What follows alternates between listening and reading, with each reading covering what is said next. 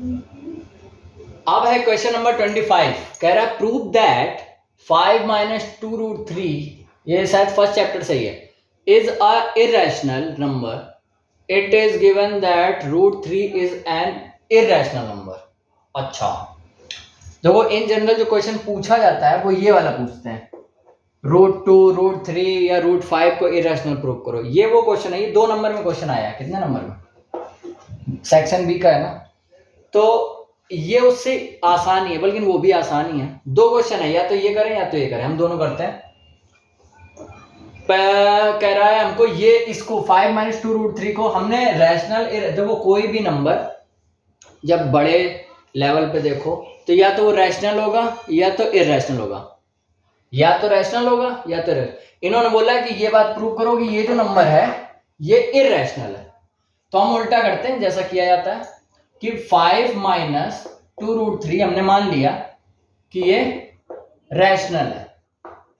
हम इसमें करेंगे क्या कि रैशनल का मतलब क्या होता है, मैंने बताया था। जैसे 3 लिखा है, पूछा ये रैशनल है, इसके नीचे 1 लगा के देख लो। अगर हम इसको मतलब P अपॉन Q की फॉर्म में लिख पा रहे हैं तो ये रैशनल है। जैसे 0.5 तो हम इसका पॉइंट डालेंगे, 5 अपॉन 10 आ जाएगा, हाँ तो ये भी रैशनल है। जिसको भी हम P अपॉन Q के फॉर्म में लिख लें यानी समझ लो वो रैशनल है। डेसिमल वाले भी लिखे जा सकते हैं, खुद ऐसे दे दें 2/3 तब तो है ही। नॉर्मल 4 लिख के दे दिया तो उसके नीचे 1 लगा के देख लो, कुछ भी कर लो, इस तरीके से वो रैशनल हम पहचान लेते हैं। लेकिन यहाँ पर और हाँ दूसरा ये कि हमने ये डायरेक्ट पढ़ा है कि कहीं भी रूट मिल जाए, रूट 2 रूट 3 रूट वाले जो कि सॉल्व ना हो रूट, तो वो इरेशनल होते हैं। लेकिन यहाँ पर तो इन्होंने कहा प्रूफ करो, तो ठीक है करते हैं। हम मान लेते हैं कि ये रैशनल है, और रैशनल अगर है तो ये पक्का किसी ना किसी के मतलब P अपॉन Q के इक्वल होगा, P अपॉन Q के इक्वल होगा। अगर ये रैशनल है तो ये P अपॉन Q के इक्वल होगा। अब हम ये बात किसी तरह गलत प्रूव करते हैं कि ये हमने माना जरूर है रैशनल है, लेकिन ये रैशनल की कंडीशन को सेटिस्फाई ना करे, तो इसका मतलब ये हो जाएगा कि ये इरेशनल है। कैसे करेंगे? हमने ये क्योंकि ये हमने माना है रैशनल है, इस वजह से P अपॉन Q के इक्वल हो गया, ठीक है। अब हम Q को इधर मल्टीप्लाई कराते हैं, 5Q minus 2 root 3Q equal P, ठीक। Q वाले पोर्शन को उधर भेज रहे हैं, P को इधर, 5Q minus P equal 2 root 3Q, ठीक है। अब इस Q को नीचे भेज देते हैं, 2 और Q को, रूट 3 को छोड़ते हैं, देखिएगा क्यों 2 और Q को नीचे भेज दिया, यहां रह गया रूट 3। क्योंकि रूट 3 क्या है, इन्होंने खुद बोला है कि रूट 3 इरेशनल है। हमें पता है वो बात अलग है, इन्होंने खुद भी बोला है कि रूट 3 इरेशनल। अगर ये इरेशनल है इधर वाला और हमने इक्वल में कुछ भी लिखा होगा तो वो भी इरेशनल होगा, ये वाला। ये अगर इरेशनल है तो ये भी क्या होगा, इरेशनल होगा कि नहीं होगा। और यहां पर हमने क्या लिखा है, P और Q इंटीजर है और P अपॉन Q रैशनल है, तो ये कंडीशन सेटिस्फाई नहीं। या अभी देखिए यहाँ पे कर भी लें अगर, तो हम Q कॉमन लेके कर सकते हैं, तो घूम फिर के, या देखिए ध्यान से देखना, अगर हम इन दोनों में Q कॉमन ले लें दिखाने के लिए, तो 5 माइनस P अपॉन Q आएगा और अपॉन 2Q आएगा, Q से Q कैंसिल हो जाएगा। मैंने कॉमन कैसे लिया, आप मल्टीप्लाई करा के लीजिए, Q के अंदर मल्टीप्लाई कराएंगे 5Q आ जाएगा, माइनस और Q का जब P अपॉन Q में होगा तो Q को कैंसिल, तो P रह जाएगा। तो अब ये देखिए Q कट गया। अब ये पोर्शन जो बच रहा है ये तो इरेशनल है, हमने क्या नाम है, अगर ये इसके अंदर आ रहा है तो अगर हमने इसको रैशनल लिया, जो कि हमने लिया है, तो रैशनल माइनस रैशनल तो रैशनल आएगा, रैशनल से डिवाइड किया तो रैशनल आएगा। लेकिन यहां पर तो हमने क्या लिया है, इरेशनल, तो इसका मतलब ये पक्का ये जो हमने कंडीशन ली है वो हमारी गलत हो गई। यानी हमने लिया जरूर रैशनल लेकिन वो आगे जस्टिफाई नहीं हो रहा, इस वजह से हम कह सकते हैं कि ये जो हमने लिया था वो हमारी बात गलत है, it is wrong. 5 minus 2 root 3 is irrational. क्या हो जाएगा वो, इरेशनल, सिंपल।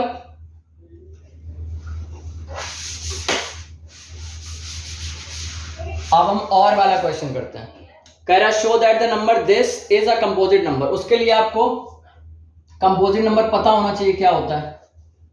कंपोजिट 2 नंबर होते हैं, कंपोजिट और प्राइम। कंपोजिट और प्राइम, अभाज्य बोलते हैं प्राइम को। जैसे हमने लिखा, पहले हम प्राइम पे बात कर लें। प्राइम तो पता ही है, 2 3 5 7 11, ये सब क्या है, प्राइम नंबर। इनके अलावा जो बच रहा है, 1 को छोड़ दीजिए, 1 कहीं काउंट नहीं होगा, ठीक है ना, 1 से कोई लेना देना नहीं। 2 के आगे चले 3, 3 के आगे चले 4, 4 को प्राइम नहीं काउंट कर रहे हैं। क्यों? क्योंकि प्राइम की ये कंडीशन है कि उसका फैक्टर नहीं होना चाहिए। प्राइम नंबर के बस 2 ही फैक्टर होने चाहिए। फैक्टर, एक वो खुद नंबर, यानी जैसे 2 का निकालें तो खुद 2 और दूसरा 1। 2 फैक्टर के अलावा कोई फैक्टर नहीं होगा किसी प्राइम नंबर का। लेकिन कंपोजिट में इसी की उल्टी शर्त है कि इसमें 2 के अलावा भी हो सकते हैं। जैसे 4 के फैक्टर निकालने हमको, तो खुद एक 4 आएगा, एक 1 आएगा, ये तो पता है। 2 की टेबल से भी तो कट जाता है, तो 2 भी आएगा। तो अब जो 3 हो गए, या इसको हम ब्रेक भी करें तो 2 into 2 लिख सकते हैं। तो बस अगर हम किसी को ब्रेक करके ऐसे 2 नंबरों में लिख पा रहे हैं, 2 प्राइम नंबर में लिख पा रहे हैं, तो वहीं समझ, 1 के अलावा तो वहीं समझ जाना कि वो कंपोजिट है।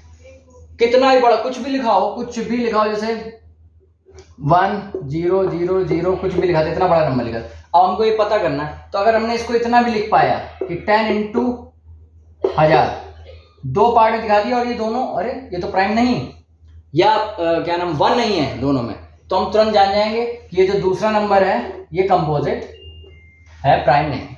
समझ रहे? वही हम यहां करने की कोशिश करेंगे। क्या है देखना, लिखा है, ये नंबर लिखा है, बड़े ध्यान से देखिए, इसमें ये और ये 2 नंबर है, दोनों में 11 कॉमन है।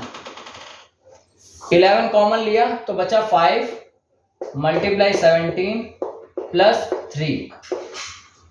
11 मल्टीप्लाई इसका होगा, या अब यहीं से क्वेश्चन खत्म हो गया।